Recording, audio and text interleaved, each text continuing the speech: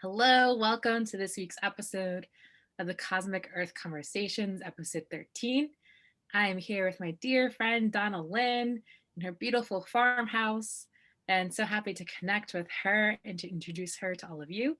Before we get into the conversation today, Donnalynn, I would love if you could share a bit about who you are and introduce yourself. I'd love to. Thank you so much, Natalie, for having me. My name is Donnalynn Civello, and I am an intuitive life coach. So first and foremost, I'm a life coach, but I have a special gift to help me understand people. I can read people. It just helps me understand people's lives a little better than I can understand my own. So it's my little superpower, but I'm also a numerologist. And so I use a specific type of numerology. I run a few equations on your birth date, and I get a series of 3 or 4 numbers that pretty much tell me everything I need to know about what your major life lessons are, like why things happen to you the way they do, what your issues, challenges, struggles that you have with other people. And so when I put all of that together, it really helps me. It's a process of decoding. So what I love doing is decoding people and helping them to understand who they are, but then also decoding the nature of reality. So explaining this whole world that we live in, and this whole process of life that we go through, because I think sometimes it can be a little overwhelming for people. And a lot of clients that come to me will come to me because they think they have these huge problems. And when I actually sit down with them and I've decoded them and I know what their life lessons are, I'm like, these aren't actually problems. This is actually a lesson that you're here to learn. You just have to get the lesson and get out. And I'll say to them, I'll be like, you do have this one major life lesson running. You do know that, right? And they're like, I've been doing it for 20 years. And I'm like, yeah, but you didn't need me to tell you that. You already knew you were doing it. Like, but somehow me saying it to them, it's like, and it's enough for them to wake up. Yeah. And I know that that's my life's work. I also work with the gene keys and a little bit of human design. And I've learned about myself that I'm a teacher of omniscience. I'm here to teach wisdom. And one of the ways I do it is through provocation. I provoke people. So I say things that stir the pot, and I challenge people to think about themselves. And I also challenge them to think about the world around them in different ways. Mm-hmm. They have this epiphany, right? So that's what I would say. Yeah, I love it. And I can say that I love whenever you provoke me. It allows me to dig deeper and to see what else is there. And can say too that I've received your medicine, your numerology medicine, and it's been so helpful and I love it. And I'm like, yep. Like I see that. Yep. Yep, got it. You're like, yeah, I already know that way. Yeah. Mm-hmm. Yeah. Yeah, it's great that I love it, and it's been, I could just say it's been so supportive for me, it's particularly because we met in a time where I felt like the floor fell from underneath me, and I was like, what, where am I? And you came in, I was like, oh, there I am, thanks. There's nothing wrong with you. You're right where you're supposed to be. You're like, really? Yeah. Yeah, that's often what happens. People come in and they think that they're so off track, and I'm like, let me help you reframe this. You're not. This is what's working. This is what it's just the way you're looking at it. Totally. The issue. Yeah. Which I love because, so many times we don't realize we're seeing something from like a wounded state. And for me in that experience, like I was like so in a wounded state that like it was hard for me to fathom there was something else outside of that, which is like, it's funny because I understand that this is a thing that happens, but every once in a while things just feel like so much that it's hard to like imagine that it could be something else.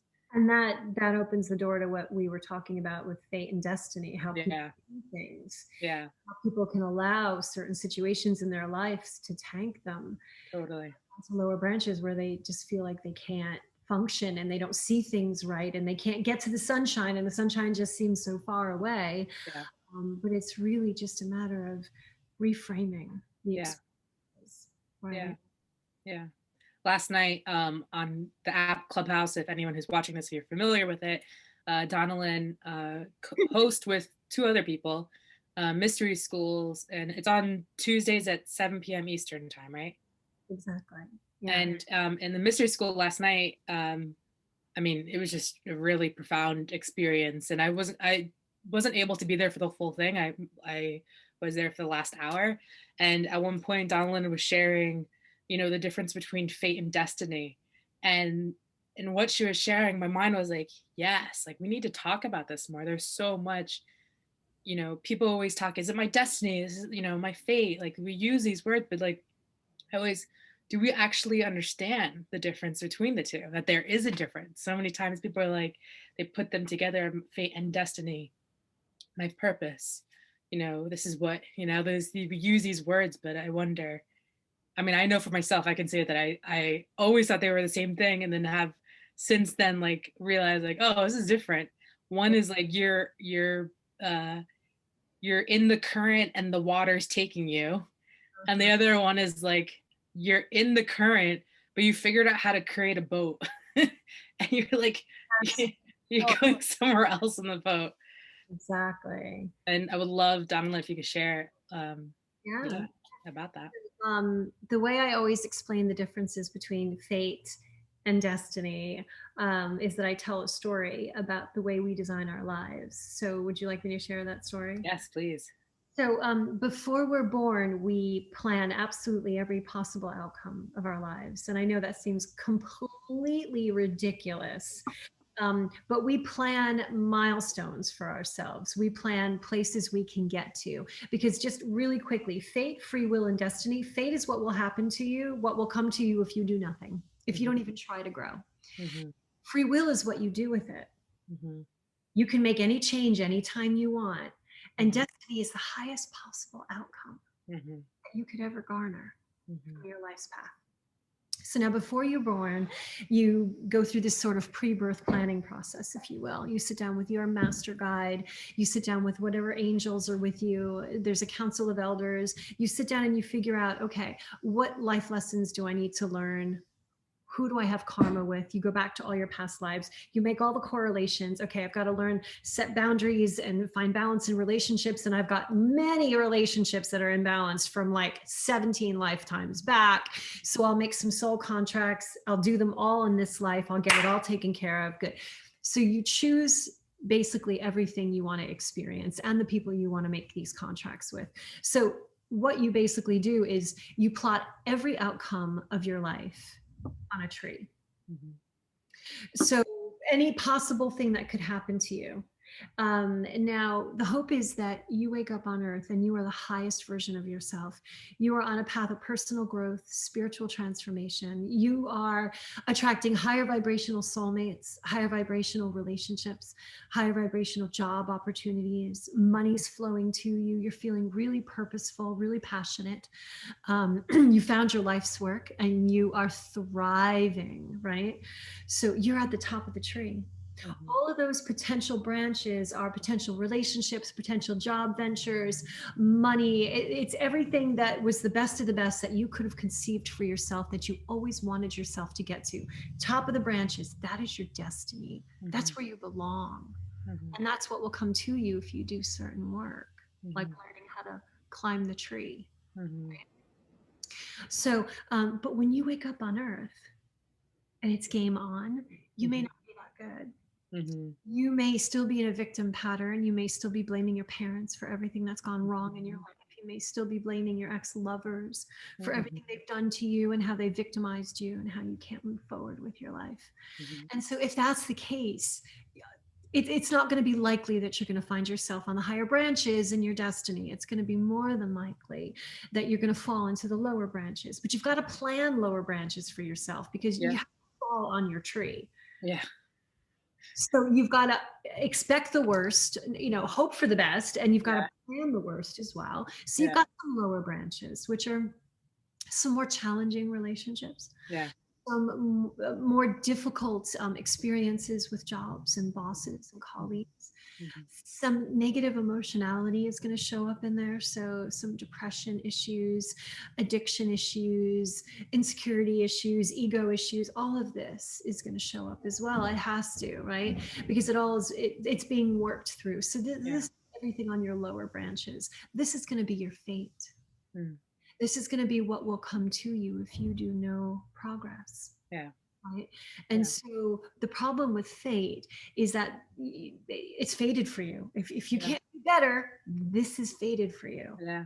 And so when people come to me and they're like, oh, this is my fate, I'm like, oh, I hope not. I would think twice about that one. Yeah. It's interesting because the thing that comes up in my mind as you're saying that is like, it's all about choice. All about choice. That is like everything. You can choose to be in this.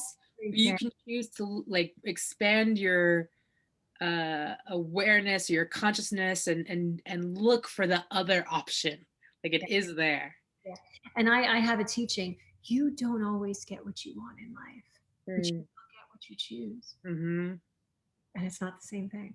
Mm-hmm. One of the things we do is that we choose, especially with relationships, we choose people and then we want to beat them up for not being what we want. How crazy is that? You get the man you want or the woman you want. You get what you choose. They're not always the same thing, but people use I love you, so you have to be what I want, but that doesn't make sense. No. So we can get locked into a pattern of fate, and we can spend decades on lower branches, decades, hating the people in the upper branches because they're getting all the light. Yeah. And you can blame the people in the upper branches because they're taking all the light and they're hogging the light, and there's no light for you, and now you're really in that victim consciousness. Mm-hmm. But like I was saying to you earlier, the only difference between you slumming on lower branches and your best friend in the upper branches is that she or he learned how to climb his tree. Yeah. So he learned how to walk into his destiny. Now the position in between, the mid branches, that's all free will. So it's what you do with it. Yeah. If you want to climb out of your fate and you want to start taking action, no, you're going to have to be strong to climb a tree. You're going to have arm muscles, leg muscles. You're going to need the will to want to climb that tree because maybe your bones hurt, maybe your joints ache. You haven't had sunshine, you're weak. Like all the excuses, right? We're so good at telling ourselves stories. And I always say the stories are they're never meant to be reread. They're meant to be rewritten. Yeah. So you never want to go back to your past and lock yourself into your past, because that's just, that was a platform for you to move up. So your fate, the lower branches, is just a platform. It's a starting place. Yeah. Stay there. And most people do this. Like I said, most people spend decades on lower branches. And because they think that's their lot in life. They think that's anything else. Yeah. And it's like, you have a whole tree. Yeah. To be climbed. You haven't even started. Yeah. And so now the work, and people say this to me all the time, they'll be slumming on lower branches and they will want a relationship that's in the upper branches. Yeah. They have the Prince Charming, I want this, I want that. I'm like, guess what? Everybody gets a great relationship because they want one. Or because they think they deserve it. They get it because they do the work. Yeah. They get it. They climb the tree. And climbing the tree, transformation is never easy. No. Everybody wants to be transformed. But nobody wants to do the work of transforming themselves because it's dark. And people want to feel it. So people don't want to be transformed really, but they really want to be, but they don't want to do the work to do it. Yeah. Yeah. So it's interesting too, because every tree is, before you were saying like, you might be in the lower branches, but your best friend might be in the higher branch, but your best friend is in the higher branch of their tree. Yeah. Like you are in your own tree. There's no scarcity in the tree. Like there's, and that goes for everyone, which is interesting because it's a theme this past week of like talking about abundance. And people always think abundance, they automatically think money, and abundance is like, money is maybe like a, what's that word? Like a result or like a thing as a part of abundance, but abundance is so much more than just that. Abundance is right. It's the opposite of consciousness. It's expansive. Yeah. Really, which is the opposite of victim consciousness too. Victim consciousness, right? The essence of lack. I don't have. I need. Mm-hmm. With the law of attraction, when you're putting that out into the universe, I told you, our lives, the universe is just a Xerox machine. Mm-hmm. The do is take a picture of your words, your thoughts, and your Totally. actions and send Yep. it right back to you as your next experience. So if you allow yourself to sit Yep. in the lower branches feeling like a victim and feeling bad for yourself, and every day you feel worse and worse and worse, the universe just takes a picture of that and sends it right back to you as your next experience. And then Mhm. you feel even worse again. Yeah. And it's like you just get caught, and we all know those people in life. We all Yeah. know those dark, negative, jaded, bitter, hateful, angry people, Yeah. and you can see it on their face. They look Mhm. like they're so aged, and they're so bitter, and they're so tight-lipped, and they're so constricted, right? Because of their own thought process. And so it keeps them really, in a negative feedback loop, and they can't get out of it. And then you've got those Yeah. people who are sunny, shiny, happy, sparkly people, and everything good happens to Mhm. them, and Mhm. you want to kill them because you're like, seriously, not even real. It's fake. It's got to be fake. But those people just, they learn how to play the game. If Right. you're not one of those people, yeah. Right. You just Yeah. learned. It's So, so interesting too because go ahead. right. No, no, no, no, I'm ready. No, I was gonna say is that before you were talking about you said something that made me think. I can't remember right now what you said, but what the thought that came into my mind is something that I've heard a lot from a lot of people of this like different clients I've worked with have like a worry of not being on the right path or um yeah, that's probably like the way to concisely state it is like on the wrong path or not being on the right path. And for me, the way that I see it, I'm like, you're alive. There's no wrong path. Yeah. Like you're living. You're on the path that you're Yeah. meant to be. And like what are the stories that are informing this path that aren't working for you?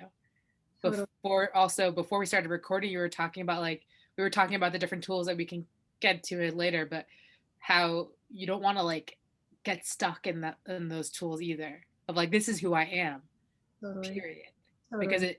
it constricts you to be able To to make discover more about yourself and to change and to, you exactly, we're know, not bound by anything. We're pure light. We're aspects of God, of source, of yeah. creator. But you raise a really good point, Natalie. I want to talk about that. Is like, there are no mistakes in life. Mhm. There are only different choices. Mhm. And people don't understand that. So the way I explain it, my teaching is like, if you're sitting, it's like you're sitting on a bench watching a game. You're watching the game.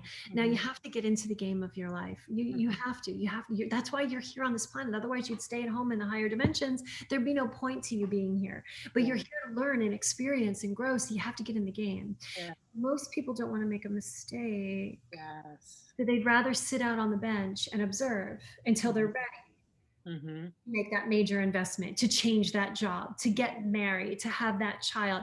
They don't want to make a mistake. They don't want to do the wrong thing. So they'd Mhm. rather just sit on the bench. So Mhm. I always tell them, it doesn't matter. There are no mistakes. The only mistake you could ever make in life is to not get up off the bench. Totally. You have free will. Mhm. It doesn't matter what direction you go in. It just matters that you use your free will to get into the game of your life. So you have to get up off the bench and show the universe, I want to win. I Yeah. want to play the game. I'm Yeah. open to however it runs, but I've got to do something. So I'm up and I'm ready. So now you have a choice. Do Mhm. I go right or left? Oh my Mhm. God, I don't know. I don't know to go right or left. You just listen to your heart, and you make the only decision you can make based on the information you have at hand in that moment. Mhm. And so maybe you make a right. Mhm. Now, does that mean you made, is there a mistake? I just told you there are no mistakes. There Yeah. are only different choices. Mhm. If I make a right and I'm in the game of my life because I got up and I'm moving because I took the initiative and because I used my free will to get into the game of my life, now the universe can catch me. Mhm. The universe doesn't want me going in the right during this direction. I'm moving, I'm up using my free will, I'm in momentum. The Mhm. universe can catch me using that momentum, and Mhm. Uh-huh. it can guide me Uh-huh. to the direction I need to be in. Yeah. The only thing the universe can't do is pull me up off the bench Yeah. because that's my free will. Yeah.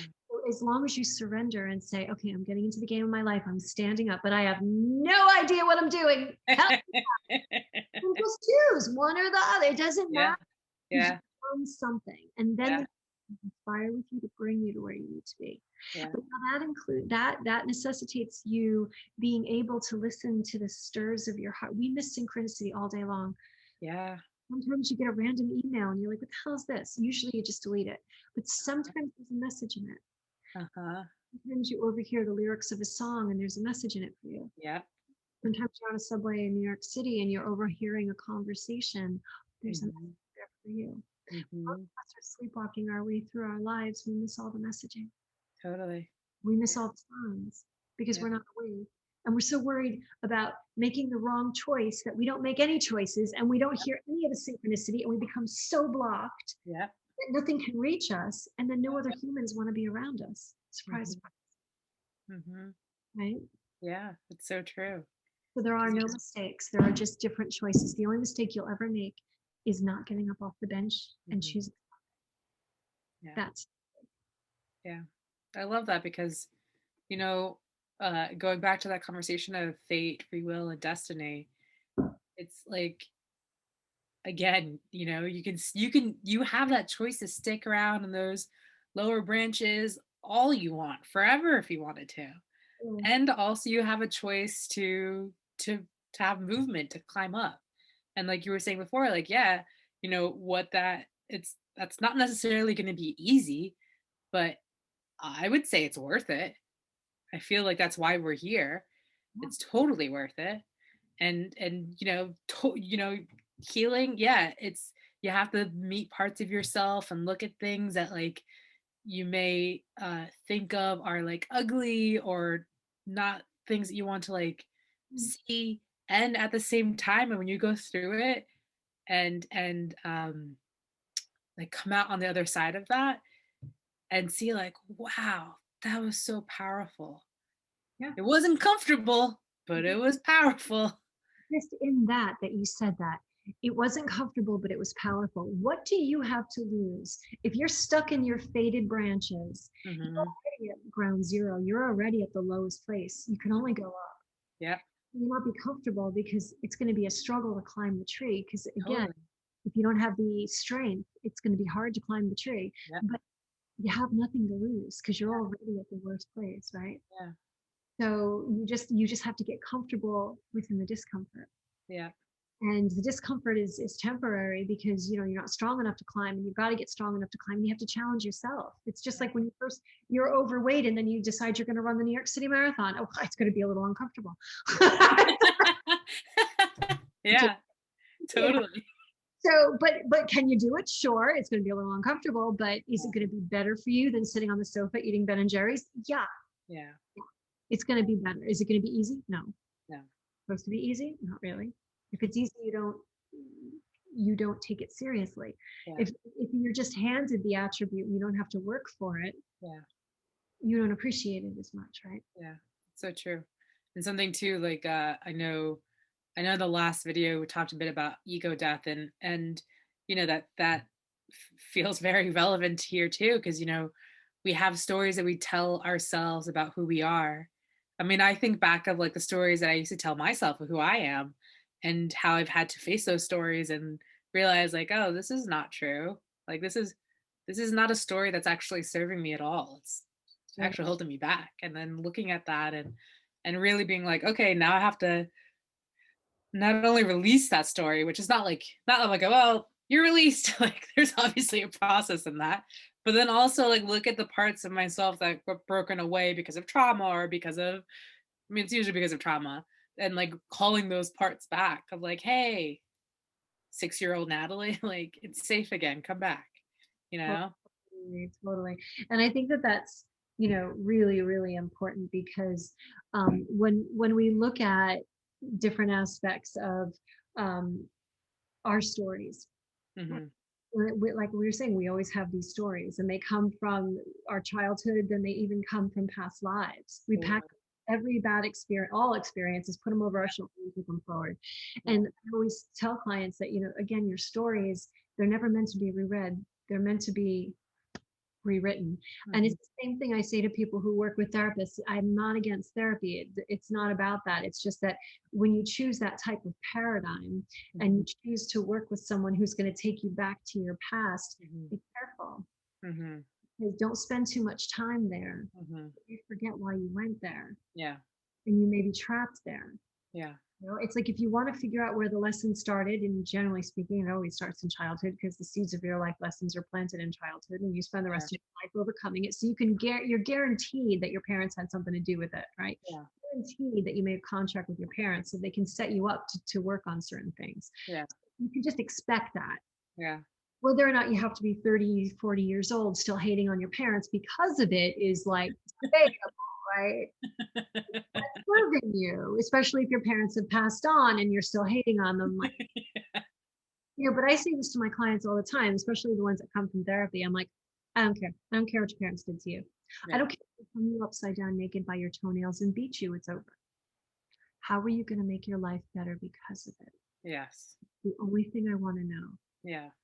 Because these experiences that we have, the bad experiences, as humans, we all want the good times. We want the good times.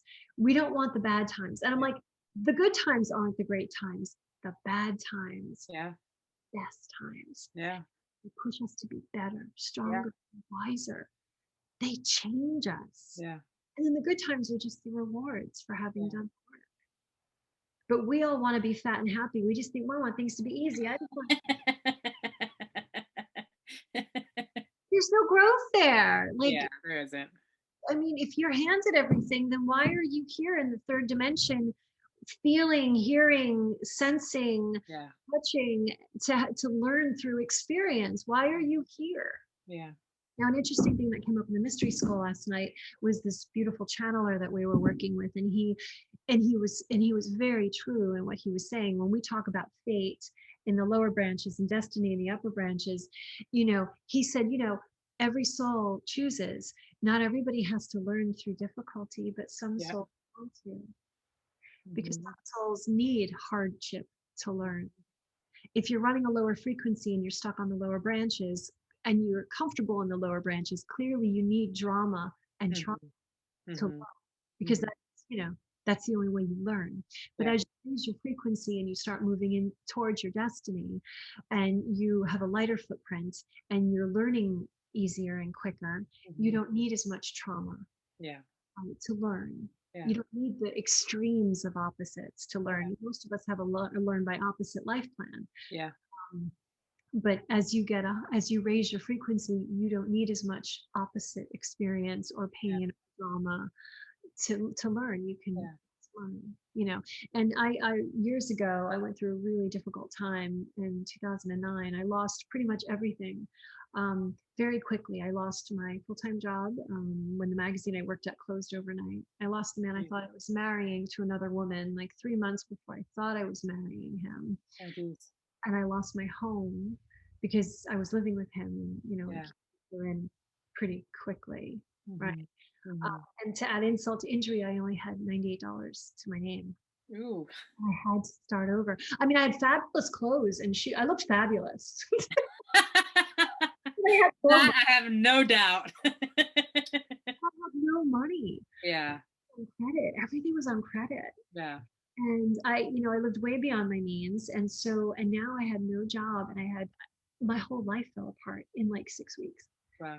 And now I literally had to look in the mirror and ask myself, who am I? Yeah. And why did this just happen? And I was sleeping on sofas for 3 months trying to figure out, you know, what happened to my life. Yeah. And I realized, Natalie, that I had this one life lesson running in 4 relationships before him. And it was the same lesson over and over again. And then I met him, and I thought I had made progress on the lesson. But the longer it takes you to get certain lessons, the harder these lessons get. The harder they get to discern, because you never think they're the same lesson. They always seem so much better. And the higher the consequences, right? They go from like being in a Kmart shopping bag to all of a sudden in a Tiffany blue box. And you're like, that's not the same lesson. And then you open it up and you're like, oh my God, it's the same. It's in a prettier box. Yeah. And then the consequences are higher. True. Yeah. I literally had this one particular lesson. It's behind the lesson two, you know, and it's tough because it's somebody who has imbalanced relationships and somebody who has to learn how to set boundaries in relationships. I was never very good at that. Yeah. And needless to say, I would lose all four of those first relationships. I lost them because I couldn't find a balance in them. I kept overgiving and over loving, thinking if I gave more, I would get more. But when you have a two and you give more, you don't get more, you get walked on. That's the lesson. You have to learn how to set a boundary, love yourself, honor yourself, and get out. Yeah. I didn't do that. So I lost all four. Now, the fifth relationship was a little tricky because now not only did I not learn the lesson, usually, like I said, I would lose the relationship. Right. Now I lost everything else around it because the universe was like, no. You're not going to just throw yourself into your work and get this lesson. And you're not going to just stay in bed at home with a blanket over your head. No. You're going to get this lesson. So they took everything away. So I literally just slept on sofas and I had to leave when they went to work and I'd walk the streets and I was like, I had no money. I had nothing. I was like, it was the biggest wake-up call. But so the point, the reason I'm telling you all of this is because you don't have to lose your life to learn. You can just learn the lesson. Yeah. But so often we need very difficult circumstances in order to teach us. That's what that channeler was saying last night. Yeah. Sometimes we need to learn by trauma. We're more comfortable with that. Yeah. Higher your frequency, you don't need to learn that way. You can learn, in an easier format. It's up to you. Yeah. It's interesting because the other day, or a few weeks ago, actually, not just the other day, I was in a conversation with a mutual friend of ours, actually. And they were saying something like, oh, I know I'm on the right path because there is an opposition was showing up. And I was like, what if that didn't have to be the story? Like, what if we didn't have to do that anymore? Yeah. And that just like came out of like, just notice that.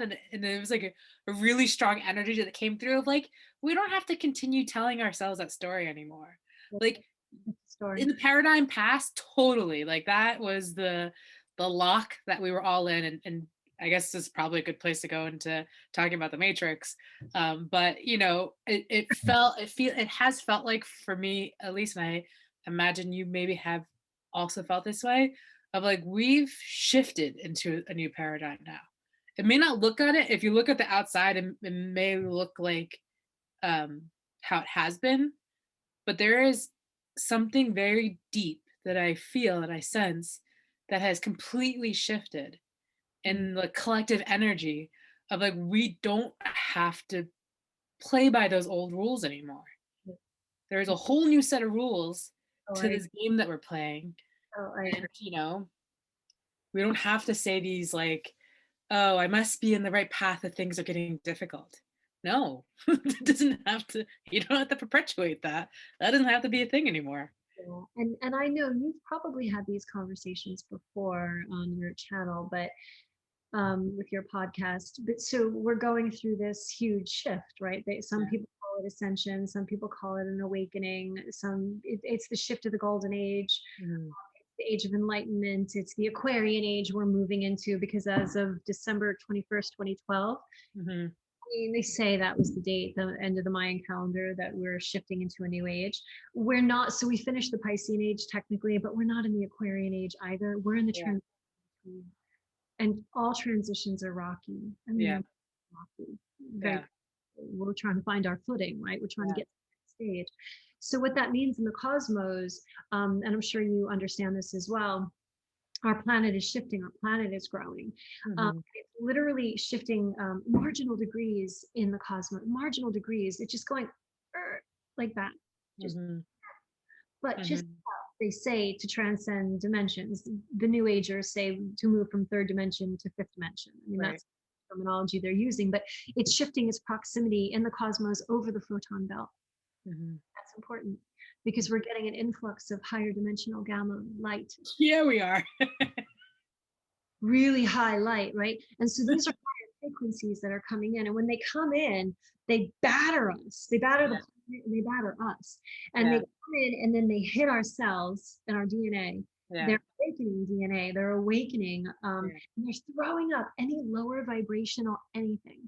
So any low vibrational pattern, issue, emotion, blockage, lower vibrational relationship, lower vibrational job, anything that cannot hold the higher vibration of where we are going has to come up and has to clear and purge from our field.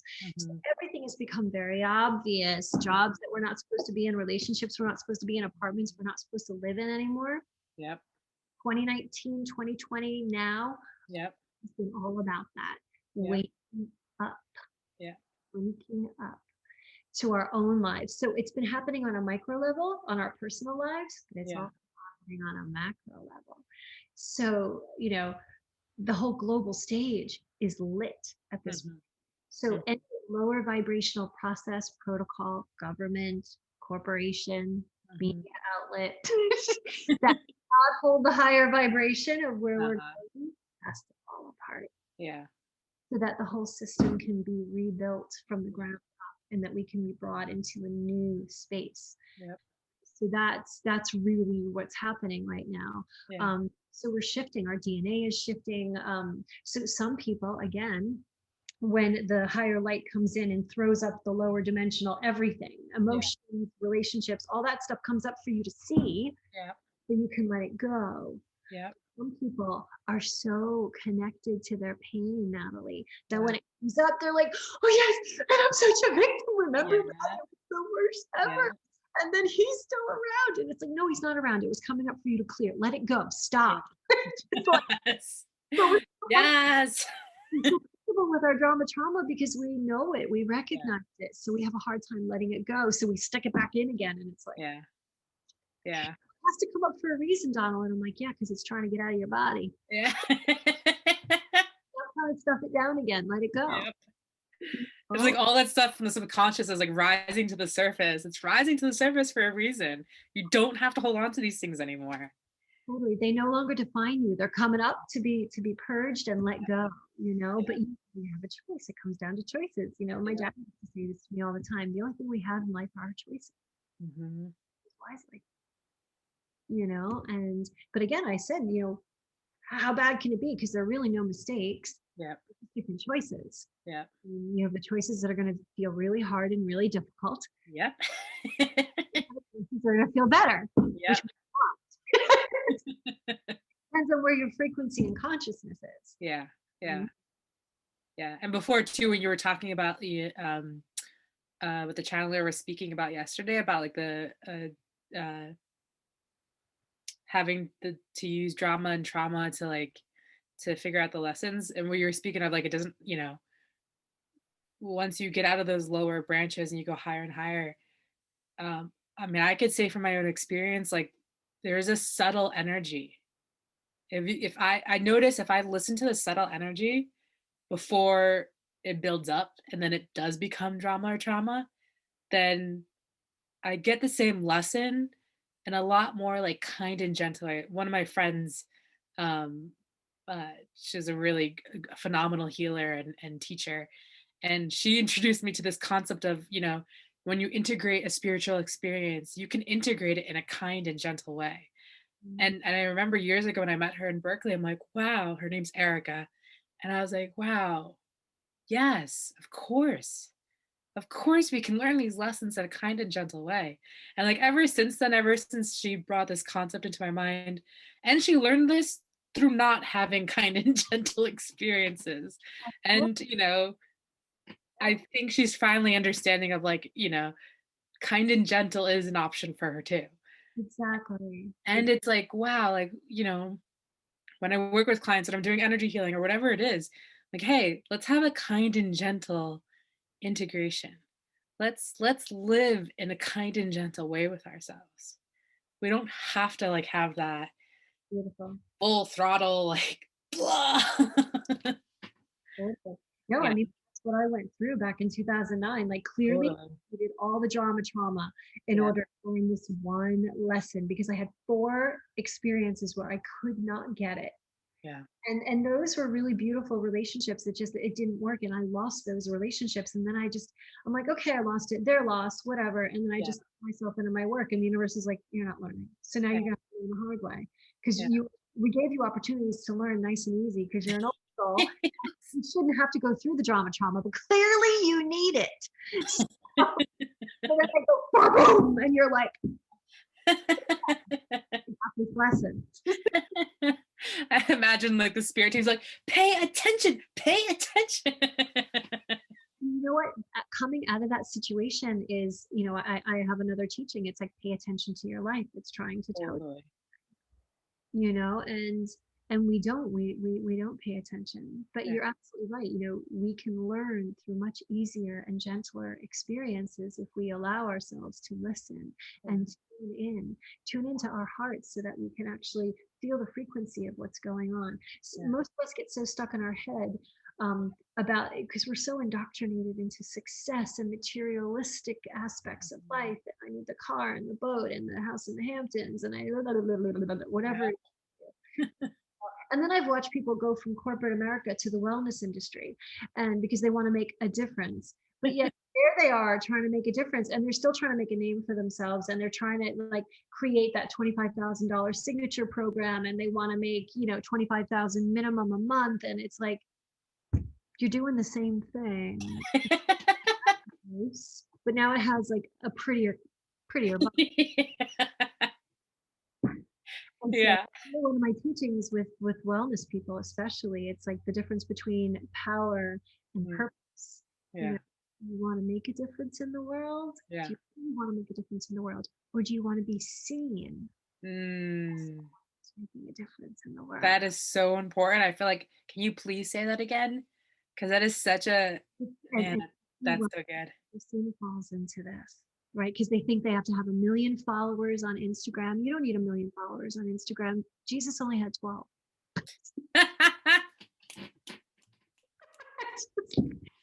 Come on.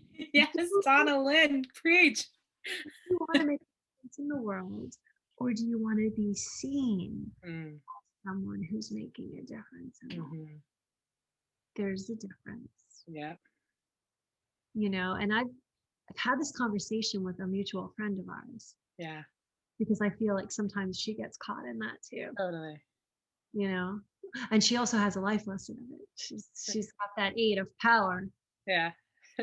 which I have too. But again, it's purpose or Yeah. power. Totally. Right? Yeah. But I've watched a lot of, especially at assemblage. I mean, that was a big place for people to have to learn that. Yeah. And for those who don't know, assemblage was well, I know it as a co-working place, but so much more. There was a community, and the New York Times called us like the Soho House for spiritually conscious, mindful people. oh, interesting. Yeah, That's pretty accurate. It was a co-working space of sorts, but it was more a community of light. Totally. So it was people who wanted to make a difference in the world had all there. And then they treated us really well. They gave us food to nurture our bodies. So we would have beautiful, organic, sustainable food for breakfast and lunch every day. Then they would give us programming to nurture our minds. So all day long, we would have like wellness classes, yoga classes, sound healing classes, energy healing classes that were free to members. And then we'd have the bigger programs that go on. Like we'd have like speakers like Deepak Chopra, Marianne Williamson. We had big speakers with public events. So it was a really special space and really beautiful people, so gifted, so talented, just so much light. Yeah. An amazing place. Yeah. I'm so grateful for that experience. Yeah. Yeah. I remember when I went to assemblage for the first time to meet our mutual friend, I was like, what? this exists in like in New York City? Like near all these like, well, I can't remember the bigger one. It wasn't in the financial district. The one in like not Midtown. I forget. Or another competitor. Which one? A competitor of the assemblage, or No, the one at assemblage, the bigger one with the rooftop. Nomad. Oh The yeah, I know that. one around the corner was Park, and then there was John Street.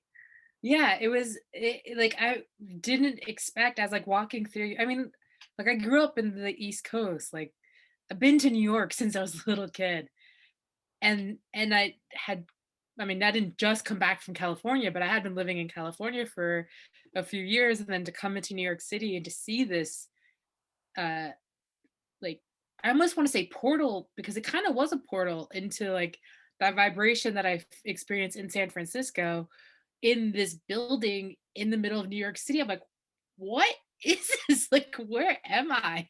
The person, the CEO who started it, Rodrigo Nino, is he's no longer with us, unfortunately, but he's such a beautiful soul.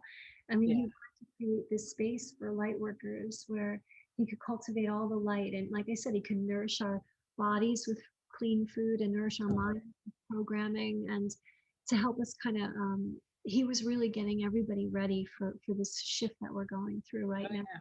And I didn't realize it at the time. And he was so good. I remember it was about a year before he passed. And it was a year before he passed, and he was saying to me, "So, Donnalynn, do you think things are shifting? Do you think things are changing?" Mm. I'm like, "No, I think they're great." And he was because I'm like, everything's always great, I'm always. He was like, "No, no, no, no. The beginning of the end is starting," and I'm like, "No, it's not. The shift is coming." I'm like, "No."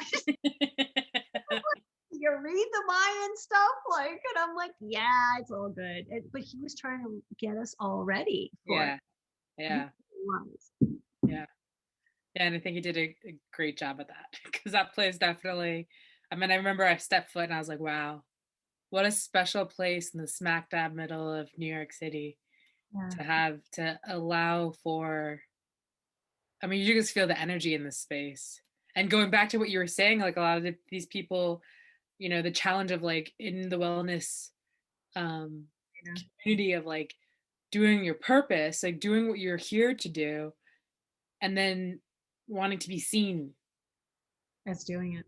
And it's an interesting thing because it's like I notice for myself if anything feels off, whereas when someone's not being truly authentic, in my body, I'm like, no, this doesn't feel right.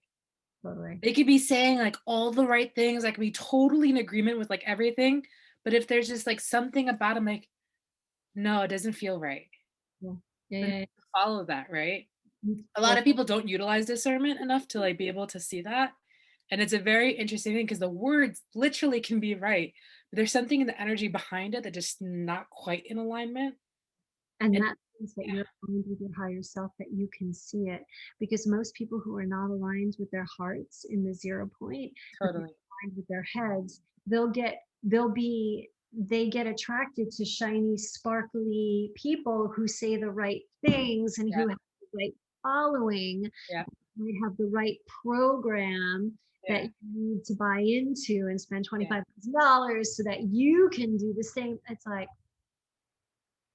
it drives me crazy. And I laugh, and it's like, because you don't need that. And I Yeah, use an example about Jesus. I mean, he only had 12 followers. It's like, your purpose is not most of what I do, I don't get paid for. yeah, But even if I just email or I text a client back who's having a hard day, I yeah, don't get paid for that time. yeah, But the impression I've made on that person and how I've yeah, shifted their field yeah, karmically is worth billions. totally. And that is what we're here to do as Yeah, humans. yeah, And we lose sight of that. Like yeah, my practice, I'm a teacher of omniscience. That's what I yeah, do. I teach and impart wisdom with yeah, every person I talk to, whether I get paid or not. yeah, And so purpose is very important. So, yeah, and especially in wellness, you always have to go back to, do I want to make a difference, or do I yeah, want to be seen as someone who makes a difference? Because there is a difference. totally. Yeah, And if your goal is to be seen as someone making the difference, and you want to be the next Tony Robbins and blah blah blah, not that Tony Robbins is doing anything wrong, but when you're only totally. that for the celebrity status and the money, and when you're looking for that, Yeah, it's going to be a little bit of an empty place. yeah. And it's I'd not. say like for me, I'm like, it's like if that's what you want, good on you. Like claim that's like be in it and be in that authentically. Don't I think the dissonance feels like if that's what you're really wanting to do, but then you're doing it this way and like almost like ignoring that that's actually what you're trying to do. You know what I Totally. mean? It's that like in between that's like that doesn't feel right. But if you want to do it and that's the way you want to do it, but I mean, God, all means it's your choice. You go for it. And don't be ashamed of that because those little like things, those uh like those disconnections, I feel are the things that like can cause harm. Yeah, You know what I mean? for sure. Well, I mean, it's a lack of integrity with the soul itself. It's like people Yes. with their own purpose, Yes. and it doesn't mean that, if you have thousands of followers and you're doing something wrong. Like, I've watched really beautiful colleagues and friends of mine from assemblage who have blown up. Like, I love, Yeah.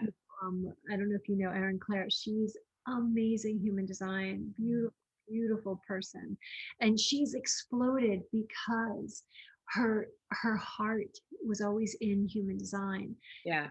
She's so good at it, and she's so humble, Yeah. and her work has exploded to the point where they've had to create a team, a whole company to manage it. And That's awesome. she deserves all that success, and she was never looking for it. She Yeah. just did what she did. Yeah. And and she's very much aligned with her design, Yeah. so she's doing well. And that's, Awesome. it's the people who, are saying one thing and doing something else. It's like, Yeah. Yeah. I mean, I get so excited when I see people succeed in those ways and oh, they're totally in their purpose and their flow. And like you can see how they're just like impacting people totally. and like integrity is just so like sexy to me. Love it. I love it. It's just like, yes, more people, let's do it. Yeah, yeah. I think it's wonderful. I think Yeah. it's wonderful. And But I like really want to talk about the Matrix because we were talking about it. And I feel like all of this too, like I think part of the reason why I get so excited is because I find that people who are holding that torch that are like really they're just really in the flow of their purpose and as an effect of that are uh, affecting millions, in those ways. The reason why I get so excited because I feel it's like their light um, ignites the lights within the hearts of those who are stuck in the matrix to like see like, oh, there's something else here, yeah, and I feel like what that does, it's a very like it's like heart forward way of getting us out of this thing that has been manipulated for thousands of years. totally. And finally, like, when we talk about peace for all living beings, freedom for all living beings, the matrix has been hijacked for the past thousands of years to not allow for that to happen. And 100. when you see people carrying their torch of their purpose and like heart forward like leadership, I guess is probably the best way to say it, I get lit up. I'm like, yeah, Yeah, freedom for all. yeah. You're seeing that now. You're seeing there's so many people in the truther movement who are looking for freedom because they're starting to recognize that our freedoms are being infringed upon in general Totally. in this country and globally. Yeah. And so it is very important, and it's funny because I'm not a political person. I don't talk about politics, but it's like everything, it's all universal. Anything that we're experiencing right now is has its origins off planet. It Like, does. like, Totally. Absolutely. you know Every all of it. Yeah, I've been saying that because I've been running a mystery school for a while now. And, one of the first things I say is that we're so used to being a third dimensional human being that we forget that we're a multidimensional being and we come from this. Totally. We forget this. And when I first started talking about this, the whole room would be like, huh? Donnalynn, like, wait, what are you saying? Like, there's people who live in other planets? Like, oh, come on, it's crazy. And I'm like, how crazy is it now that ETs are hitting the mainstream media? Yeah. Yeah. Is it? You know, Yeah. like I've been talking about this forever, but it's a matrix, and as you rightfully mentioned, it's been hijacked. Mhm. Do we have time? Did you want me to talk a little bit about that? Totally, we have time. Yeah. I know I told you I try to keep it to an hour, but if there's a good energy and good flow, whoever's sticking with us in this conversation, continue to stick with us because there's some good stuff coming through.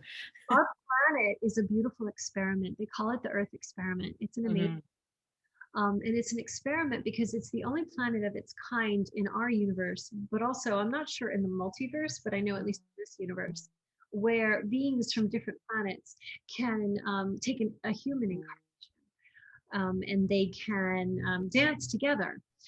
So you can have factions of draconian reptilians, being best friends with Pleiadians, and Lyrans being best friends with Greys, and these are factions that have their own systems that would never interact with each other. But so Earth is sort of like America, like that. It's a melting pot. So all these off-planet beings can take a life. Um, as an earthling. Are you still there? Did I lose you? The screen is frozen. I know. Like, maybe we're not supposed to talk about this. No, we're talking. I just feel like the energy got really strong, and my internet. I've noticed when the energy gets really strong with spirit in this way, sometimes my internet is like, click, let's upgrade. Staring. Oh my gosh, I love that. I'm like, maybe we don't talk about the Draconians today. No, we totally can. They've gone too long without being named that I'm just like, no, no, no, no, no. We bring all to the light. But you were talking about Gaia and the earth and how what you were saying the last that I heard was it was a great Gaia is a great experiment It's the only. in this universe. There's no planet like in the universe and maybe in the multiverse. And that's what we got disconnected. Okay, those are all that. So it's the only planet of its kind, at least in our universe that I know of. I'm not sure about the multiverse, but I know in this universe. Mhm. So it's the only planet where it's sort of like America. America's a melting pot of different nationalities. Mhm. Same thing. You can have people from Alpha Draconis being best friends with Pleiadians. You can have Lyrans being best friends with Greys.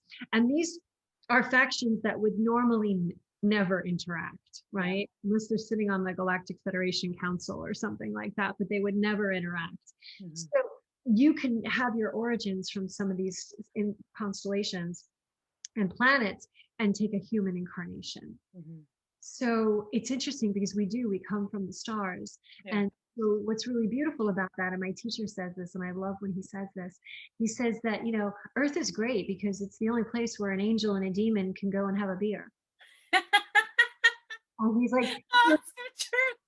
it's true. And he goes, it's a novelty that God likes Yeah. because it's an experience, right? And we're only here to experience. Yeah. So it's a special space. Now, it was always intended to be this sort of, to see if these different factions could coexist peacefully on this planet, and how we could learn through this third dimensional, heavier density experiences. Yeah. And we could evolve the soul that way. So it was a beautiful experiment. So there's now, in order for it to be an experiment, we have to have this notion of distance from God. Like, we have to be separate. Yeah. We have to believe in our separateness. Yeah. And in order for that to happen, we have to pull so far away from source. And we have to cut off our connection. And so the matrix, in a sense, perpetuates that. Yeah. It's a grid system around the planet. Yeah. It's a very, very important grid system because it's running a lot of programming. Yeah. And it's running different levels of programming. I mean, basically we're living in a hologram. Yeah. We're living in a hall of mirrors. We're living everything that we experience. We're creators. We're aspects of God, and everything that we experience is a projection of our own thoughts and emotions. Mm-hmm. And so we're creating our life with every word, thought, and action that we have. But nobody talks about this. This should be something that's taught in kindergarten, so people. Yeah, it really should. but these teachings are so critical, but we're never taught these things, Yeah. right? We're indoctrinated into different systems because this grid system that is set up around the planet as a hologram, everything that runs underneath that grid is a hologram. It's a projection. So Yeah. it's an illusion. It's Maya, right? It's not real. It's a game. Yeah. When you're down here, you have to really believe in the game. You have to, it's real. Otherwise, you would never take it seriously. You would never learn. Yeah. But it's a simulation. I don't know if you heard that last night. It's a virtual it's like virtual reality. Yeah. I did hear you talk about that, and I was like, oh, I never heard it explained that way, because I've heard it, like this is the school, like Earth is a school for us to, we come with like our homework of like, this is what we're to, years ago, this was explained to me, like we come with two bags. One's like the homework of like what we're to learn, and then this is like the bag of things that we need to, like, from past lives that we have to, we can find resolution with. And these are the bags that we carry when we go to school, when we arrive here to Earth school. I mean, it's very true.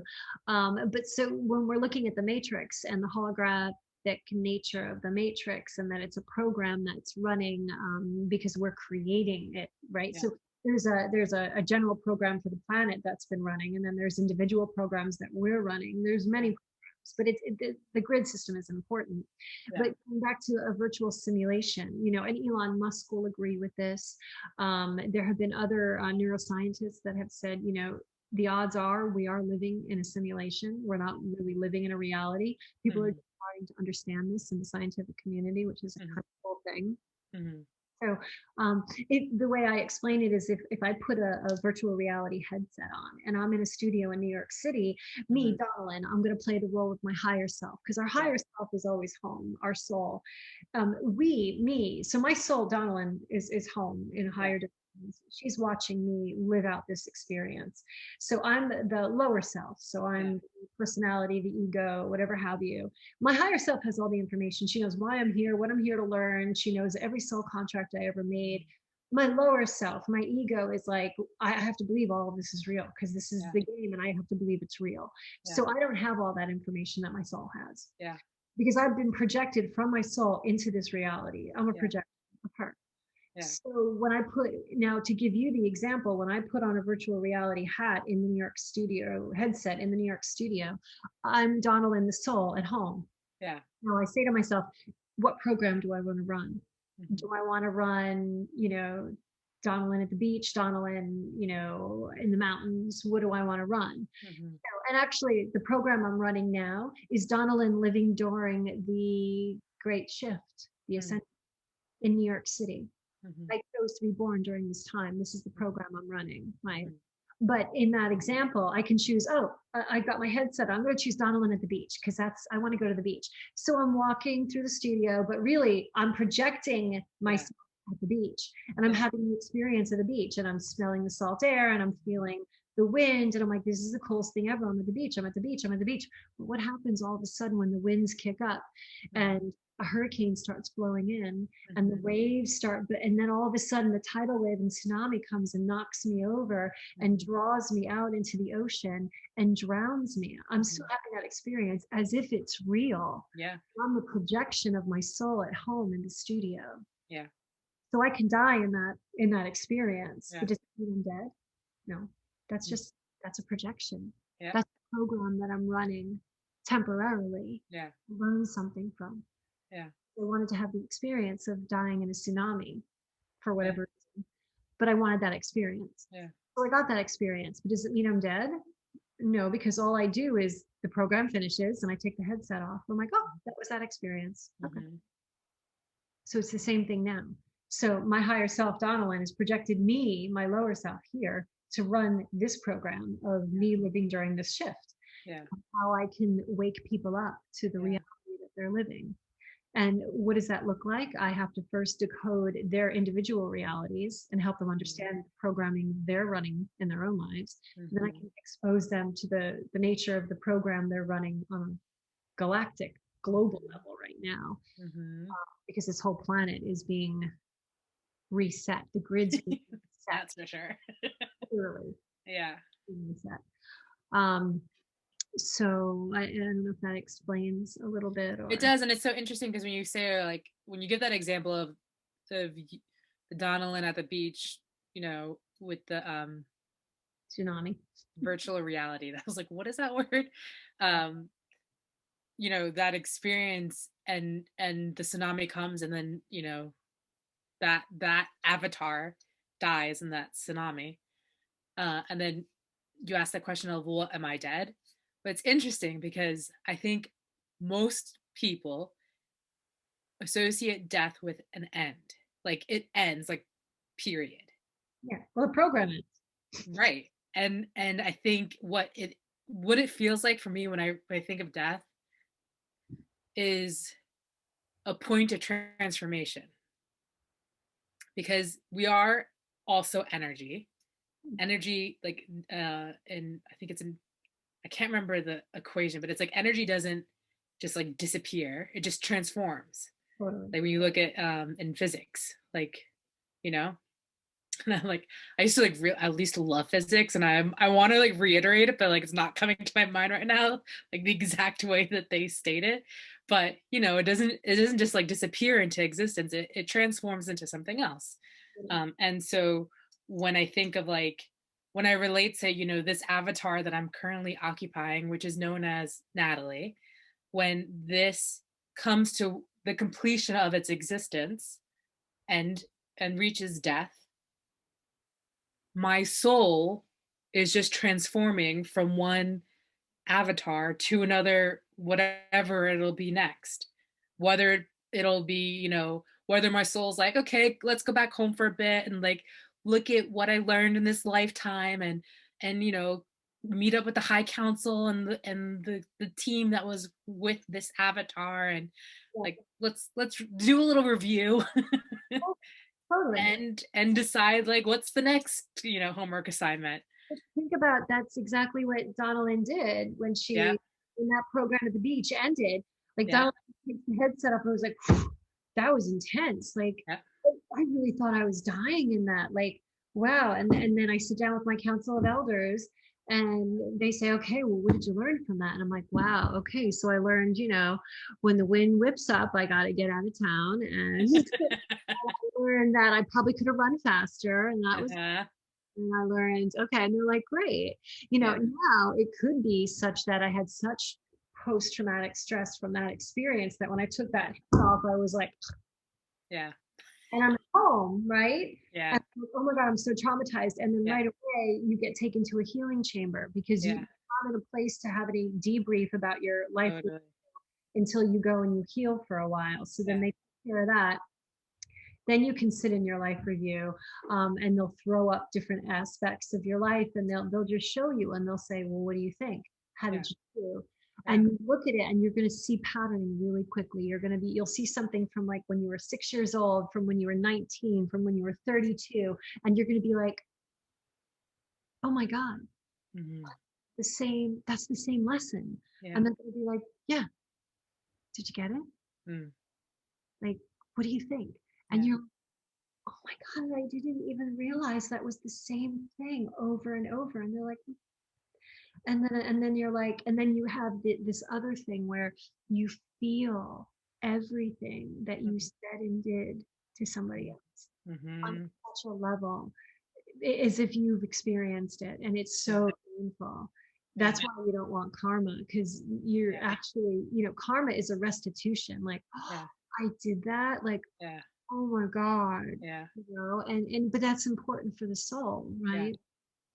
But the point being, after that program's finished and the program has a finish date, like it's done and yeah, it's off, you are no, it's like that ego.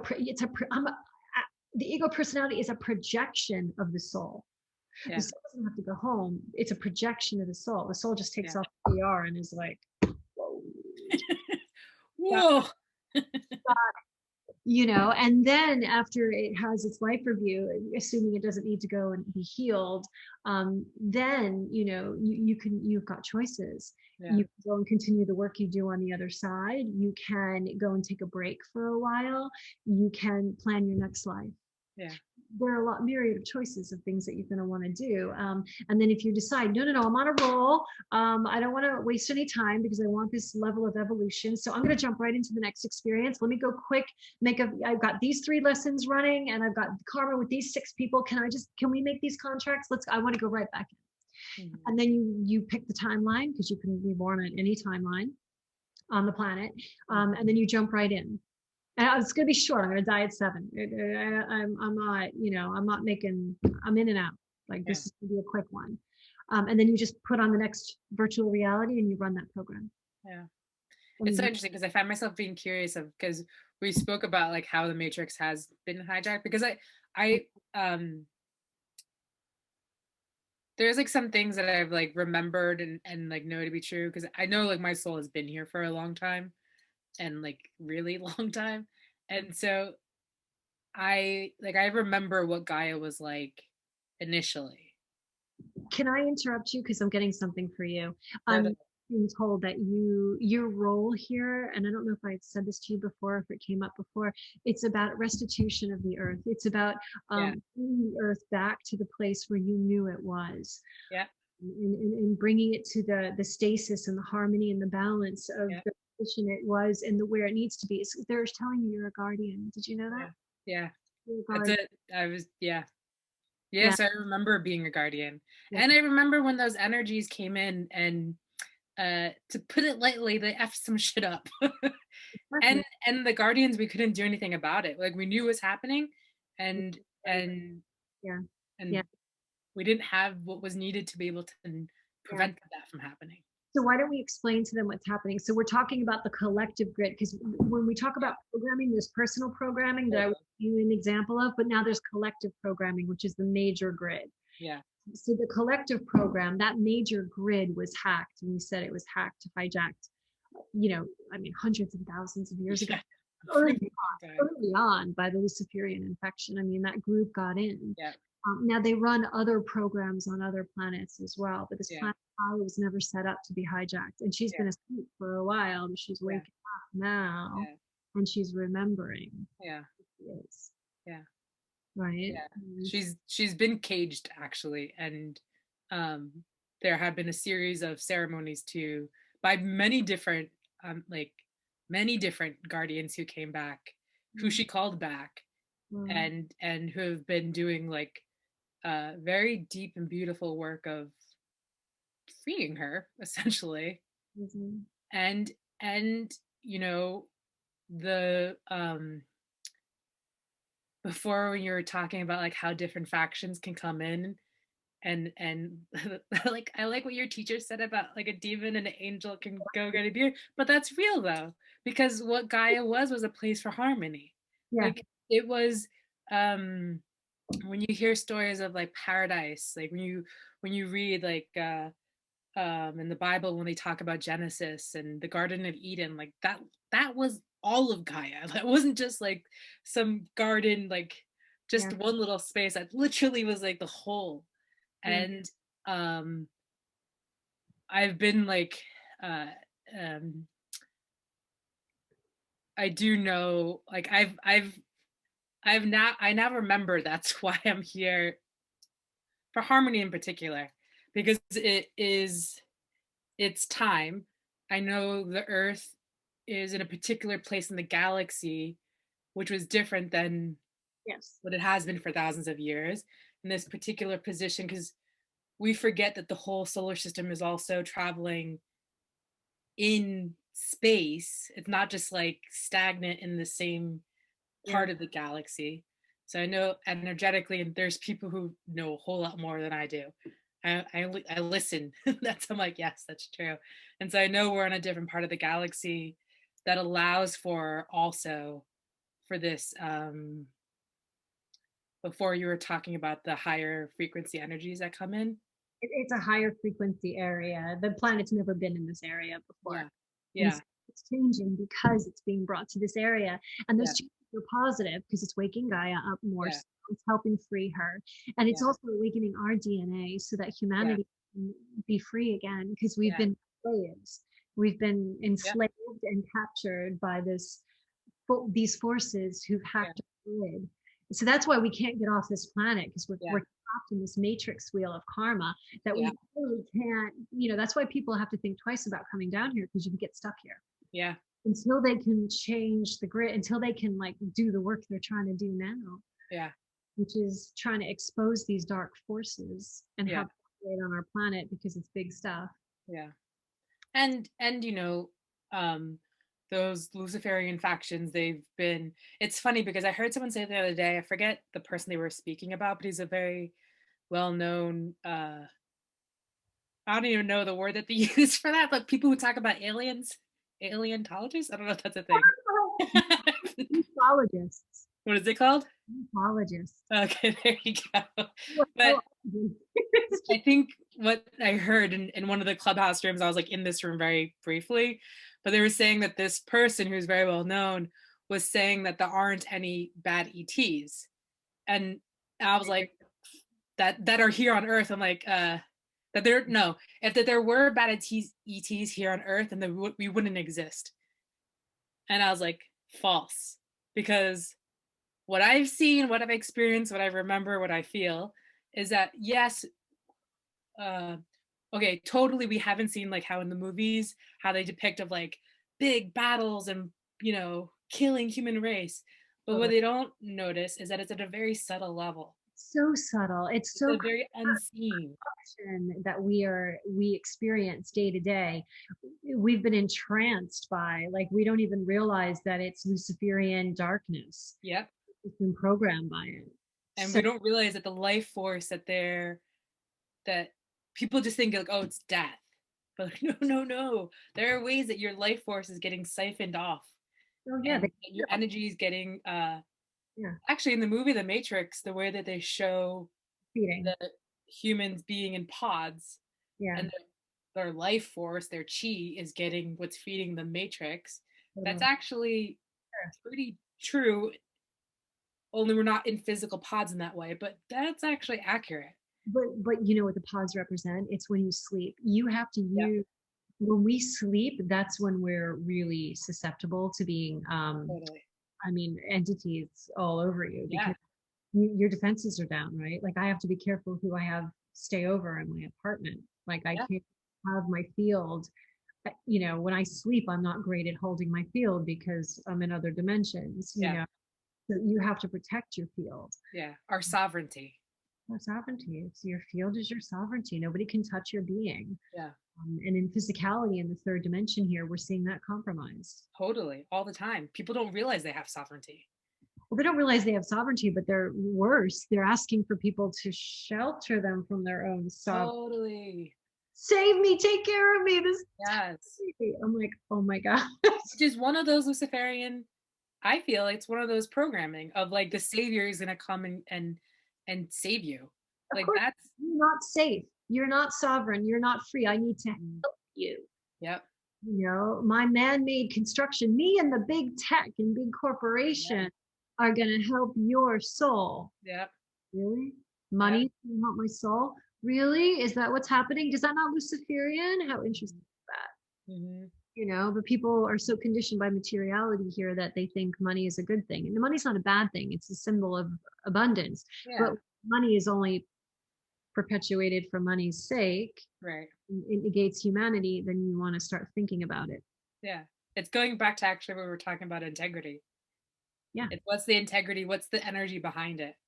What's the integrity, what's the intention, what is the purpose, all those things with all energy, and particularly like, and that thing about waiting for someone to save you, like that, what that does is like you're subconsciously making an agreement that you don't know how to handle your own sovereignty, so you're like, here's my power, I give this to you, and trust that you know better about me than I know about me. Exactly. You're giving your power over as a soul, and that's what got us into a lot of trouble to begin with when they hacked the grid. They've been taking away our freedoms forever. Yeah. And and no like one has no freedom of speech anymore. I mean, look at how subtle it was when they just said you can't say any curse words in song lyrics. uh-huh, Like that's for your own good. It's for the good of our children. Like uh-huh, that's subtle. uh-huh. And it becomes, you can't say this, it Yeah. incites violence, you can't say this, it like, do you know they started taking off videos of Joe Biden, his fall, which was very unfortunate that he fell on the airplane. Oh yeah, I saw going up the stairs. Very sad, yeah. But Facebook started banning that video for What? incitement of violence. What? So ridiculous. Incitement of violence. So it's like, what? So ridiculous. That's so ridiculous. It's funny because some people wouldn't even take that as like, because they subscribe to this programming that has been shoved down their throats, and have don't have access to their discernment, or like, and I hear that so much sometimes. I have clients that I work with who are like, I don't know what my discernment is. Like, what is that? How do I listen to my intuition? Yeah, And it's because that they have their the stories are so strong in their head that it's hard for them to be in their bodies and to like feel like, what does a yes feel like, what does a no feel like outside of these like things that are operating around you. no, it's so true. But that's part of the you could call it MLK Ultra or whatever. It's a process that the media use. They say something, they say it again. They say it Yeah. again. Say it again. They Yeah. say it, and they say it on different channels. Yeah. And it's also on cable. And it's Yeah. again and again. And when you hear it again and again and again, it's a type of brainwashing. Yeah. It's propagating an agenda. That's Yeah. propagating. It's in the music, it's in the all the subliminal messages. When you see the movies, it's funny because it's like I look back and I'm like, oh, this feels so obvious to me. Like it's like in your face. It is in your face. You know why it's in your face, and you'll understand So this. that's universal They have to, law. it's universal law. They have to disclose. These are any of the corruption we're going through right now on this planet in third dimension is coming from off-planet beings. But in order for them to intervene in our free will, we have to give them license. We have to turn our free will over. Yep. Which is what you're talking about. Yep. Give sense, turning our free will over. Now, anything we ever need to understand about the matrix that we live in, you will understand by watching Hollywood. Totally. Every movie is giving you information. Now, it's a brainwashing tactic, but it works the other way because they show you these things. They're completely explaining what it is they're doing. Yeah. You walk out and like, oh, thank God, that's just a movie. Yeah. No, that's actually the reality you're living. Yeah. Oh, that's crazy. That's just Hollywood. I'm like, yeah. It's really interesting because you could watch it like, I would say, I'm trying to remember, I feel like maybe The Matrix was actually the first movie that I saw that like it was like giving me the red pill. Because then it started to, and I think that did that for actually a lot of people. It started to make me question reality. And then a book that did that for me was The Alchemist. That was one of Siddhartha and The Alchemist are two books that like when I was in high school I read them and they like that changed me too. Totally changed it. And what it felt like it did is it changed the frequency. Like now when I look back I'm like, oh, it changed my frequency enough to be able to like, wait, something else is happening here. It was just enough. It was subtle, but it was just enough. Yeah. The Matrix did the same thing, and I think those were all kind of around the same time, like early 2000s. Like it was just enough of like a nudge to be like something else. And so now when I see things, I look at them, like study it because I want to like, what are you revealing? What is out of my awareness that is being revealed? Because they tell us like, oh, this is entertainment, right? And when you even look at the origin of the word television. Right. Yeah. You do that, you do it on different channels because it's channeled programming. Yes. So it's like really in your face. But it's like so in the face that people don't see it. Totally. Yeah, we're being brainwashed by channeled programming. It's telling a story and you're buying the story. People know television isn't real. I mean, sitcoms, like the whole thing about sitcoms was that, you take a slice of life and it's not really real, but it's every day. It's just, but like while they're doing that, they're planting all these other cues into it. Yeah. So it is, it's all programming. Yeah. Um, but when you start waking up to the level of programming that's existing, Yeah. and I come from like a real spiritual background, that like all of this programming and stuff from the Matrix and like corruption and stuff is stuff I didn't want to ever see Yeah. last year. And then I was Yeah. like, oh my God. Yeah. But this is really when everybody's starting to wake up again, because the frequencies that are coming in, these high Totally. lights, Yeah. frequencies are waking people up. Yeah. Yeah. And I know that you've said this in a conversation we had last week of like how some people get into spirituality through ETs and what's it called? Yeah, conspiracy theories. And where you and I are, spirituality. yeah, like I went through spirituality and the conspiracy theories like revealed themselves. And like Matrix. I saw the Matrix like 10 years ago and it scared me to death. mm. Where I just shut down. I'm like, oh, that can't be real. And if it is real, I don't want to know about it. It's like, that's reality. That's nuts. Talk to me about angels. I was like, it's ridiculous. Yeah. And I know, oh man, Donnalynn, I know that you and I can go in these conversations more and more, just go dig deeper and deeper into the rabbit hole. And I'm like, okay, we definitely passed the 1 hour mark. We gotta go. So as we bring this conversation to a close, and loving this conversation, and maybe we can take it off onto Clubhouse and continue the conversation there. I'm down for that. But for now, I would love if you can share what you're currently creating in your life. So what I would say I'm currently creating, I'm stepping more into the work I do. Remember I said I decode people basically. So I spend time decoding people's personal realities and helping them understand it. But these days I've been doing more decoding of the nature of reality in general. Yeah. About the Matrix, which is why I've been waking up to everything. And I've been writing. So I've started writing a new book called Awesome.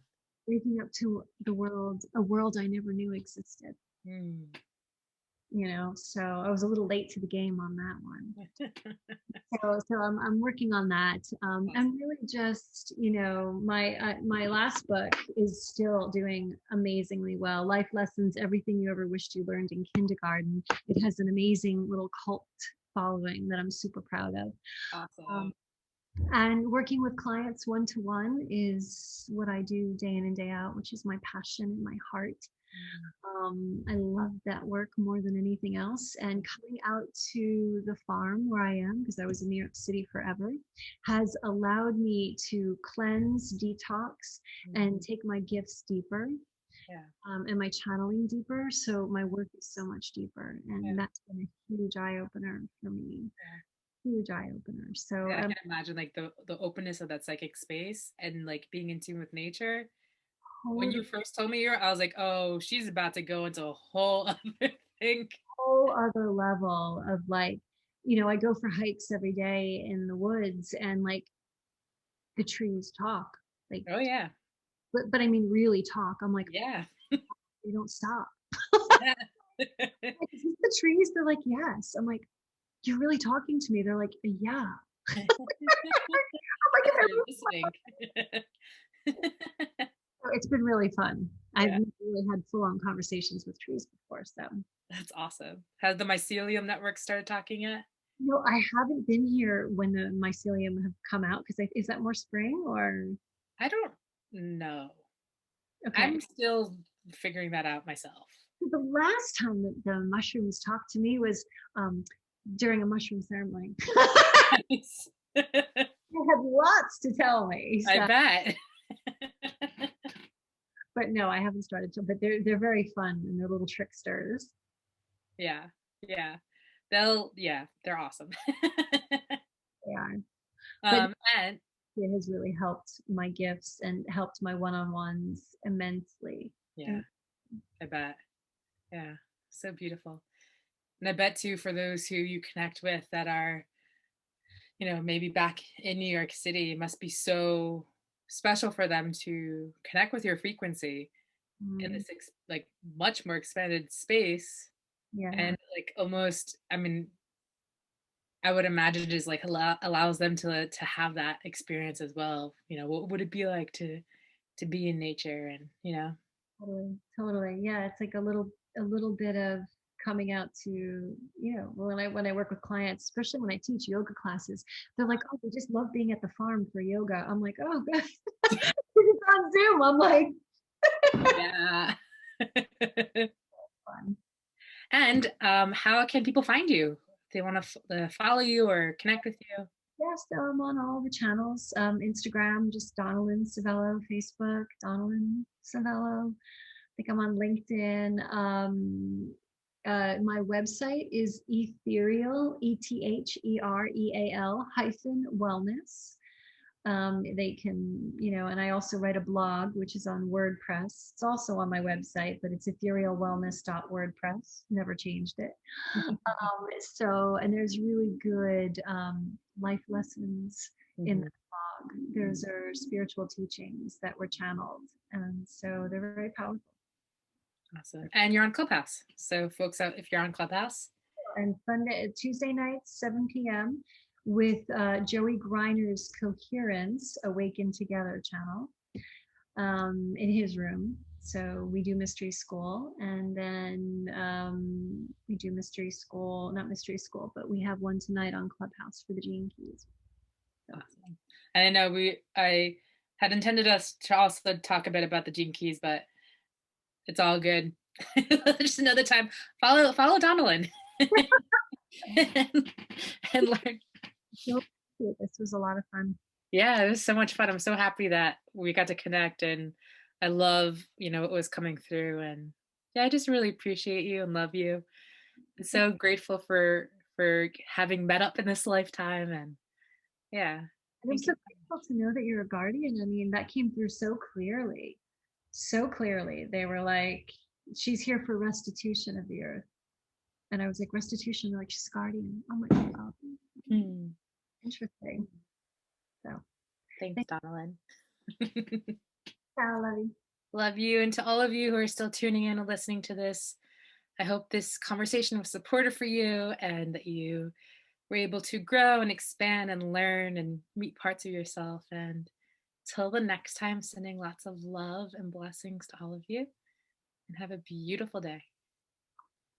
Thank you.